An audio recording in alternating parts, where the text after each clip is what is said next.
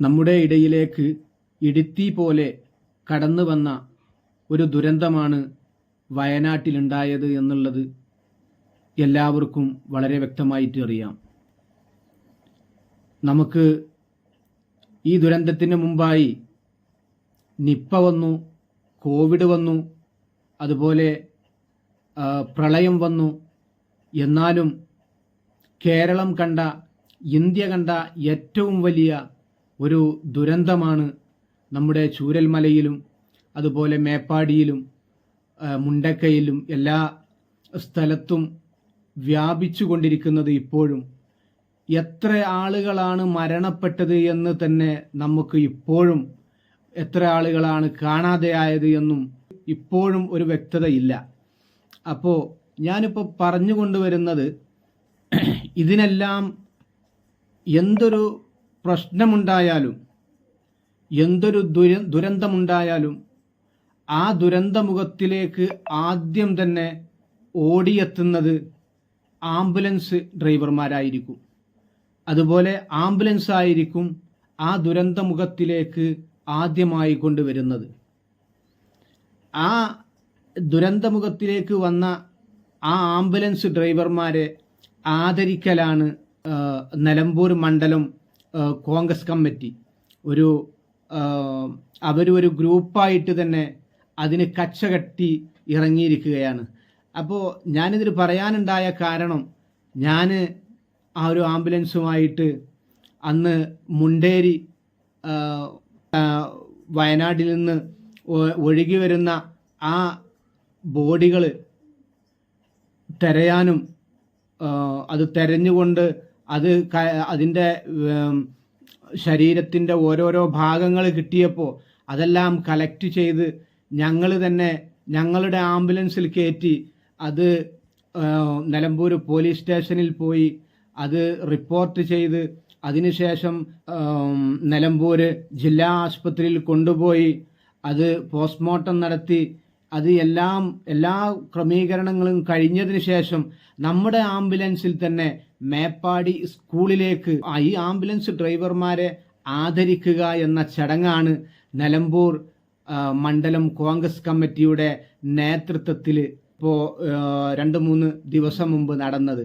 വളരെ മാതൃകാപരമാണ് ഇപ്പോൾ ഈ കോൺഗ്രസ് കമ്മിറ്റി ചെയ്തത്. കാരണം ഊണും ഉറക്കമില്ലാതെ രാപ്പകല് ഒന്നും, രാത്രിയാണോ പകലാണോ, ഭക്ഷണം കഴിച്ചിട്ടുണ്ടോ ഇല്ലേ, ഒന്നും തന്നെ ആരും നോക്കാതെ ആ ആംബുലൻസ് ഡ്രൈവർമാർ ചെയ്ത ആ ഒരു പുണ്യപ്രവർത്തിക്കും വേണ്ടി, ഒരു കാശിന് വേണ്ടിയോ അല്ലെങ്കിൽ ഒരു അവനവൻ്റെ സംഘടനക്കോ, ഏതൊരു സംഘടനയാണ് ഇപ്പോൾ ഏതൊക്കെ ആംബുലൻസ് അവിടെ വന്നിട്ടുണ്ട് എന്ന് ചോദിച്ചാൽ പലവിധ ആംബുലൻസുകളുണ്ട്. അതിൽ ഞാൻ ആംബുലൻസുകളുടെ നിറവും കളറും നോക്കിയിട്ട് ഞാനതിൽ അതിൻ്റെ പേരുകളും ഞാൻ എടുത്തു പറയുന്നില്ല. എന്നാലും ഈ ആംബുലൻസ് ഡ്രൈവർമാർക്ക് എല്ലാവിധ ഭാവുകങ്ങളും ഞാൻ നേരുകയാണ്. കാരണം ഇനിയും ദുരന്തങ്ങൾ വരാതിരിക്കട്ടെ. ദുരന്തങ്ങൾ ഇനി വരികയാണെങ്കിൽ ആദ്യം ഓടി വരാനുള്ളത് ഈ ആംബുലൻസ് ഡ്രൈവർമാരാണ്. ഈ ആംബുലൻസ് ഡ്രൈവർമാർക്കാണ് ഈ നിലമ്പൂർ മണ്ഡലം കോൺഗ്രസ് കമ്മിറ്റിയുടെ ഒരു വകയായി മൊമെന്റോ കൊടുത്തിട്ടുണ്ട്, ആദരിക്കൽ നടന്നിട്ടുണ്ട്. അവർക്ക് ഒരു ഗിഫ്റ്റ് കൊടുത്തിട്ടാണ് അവരെ പറഞ്ഞയച്ചത്. ഏകദേശം മലപ്പുറം ജില്ലയിലെ 30ഓളം വരുന്ന ആംബുലൻസ് ഡ്രൈവർമാരെയാണ് ഇപ്പോൾ ഇവർ ആദരിച്ചിട്ടുള്ളത്. നിലമ്പൂർ ജില്ലാ ഹോസ്പിറ്റലിൽ നിന്ന് ബോഡി വണ്ടിയിലേക്ക് കയറ്റിക്കഴിഞ്ഞാൽ പോലീസ് എസ്കോർട്ടോടുകൂടെ നിരവധി ആംബുലൻസുകളാണ് പോകുന്നത്. അത് മേപ്പാടി സ്കൂളിൽ ആ ബോഡികളെല്ലാം ഇറക്കി റിട്ടേൺ വരുന്നത് അവർ വീട്ടിലേക്കല്ല പോകുന്നത്, മറിച്ച് ഒരു ജില്ലാ ഹോസ്പിറ്റലിലേക്കാണ്.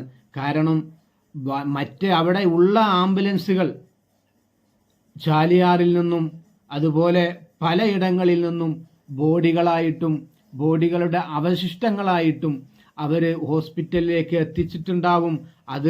അതെല്ലാം കഫം ചെയ്ത് അതെല്ലാം പോസ്റ്റ്മോർട്ടം ചെയ്ത് എല്ലാ ബോഡികളും റെഡിയാക്കിയതിന് ശേഷം ഈ ബോഡികൾ വീണ്ടും ഈ ആംബുലൻസ് എടുത്തു പോകുകയാണ്.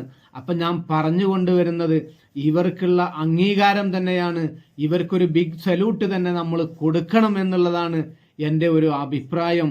അപ്പോൾ ഇതുപോലെ എല്ലാ സന്നദ്ധ പ്രവർത്തകരും, ആംബുലൻസ് ഡ്രൈവർമാർക്കാണെങ്കിലും സന്നദ്ധ സംഘടനകൾക്കാണെങ്കിലും അതുപോലെ അതിനുവേണ്ടി അവിടെ ദുരന്തമുഖത്ത് അവിടെ പ്രവർത്തിച്ച എല്ലാവർക്കും സംഘടനകൾ അനുമോദനം അർപ്പിക്കണം. അതുപോലെ അവർക്ക് എന്താണോ നിങ്ങളെ കൊണ്ട് കൊടുക്കാൻ കഴിയുക, അല്ലെങ്കിൽ എങ്ങനെയാണോ നിങ്ങൾക്ക് അവരെ അനുമോദിക്കാൻ കഴിയുക, ആ കഴിയുന്ന വിധത്തിലെല്ലാം നിങ്ങൾ ആ സന്നദ്ധ പ്രവർത്തകരെയും അവിടെ ഹോസ്പിറ്റലിലാവട്ടെ, അതുപോലെ ആംബുലൻസ് ഡ്രൈവർമാരാവട്ടെ, അവിടെ സന്നദ്ധ പ്രവർത്തകരാകട്ടെ, ഞങ്ങൾ അവിടെ പോയിട്ടുണ്ട്. അന്ന് ആ ശാലിയാർ, നമ്മുടെ മുണ്ടേരി, ആ പുഴയിലൊക്കെ ഞങ്ങൾ സന്നദ്ധ പ്രവർത്തനങ്ങൾ പോയിട്ടുണ്ട്. അപ്പോൾ അതുകൊണ്ടാണ് ഞാൻ പറയുന്നത്, ആർക്കാണെങ്കിലും ആ സന്നദ്ധ പ്രവർത്തകർക്ക് വേണ്ടി ഒരു അനുമോദനം അർപ്പിക്കാനെങ്കിലും നിങ്ങൾ നിൽക്കണം എന്ന് മാത്രം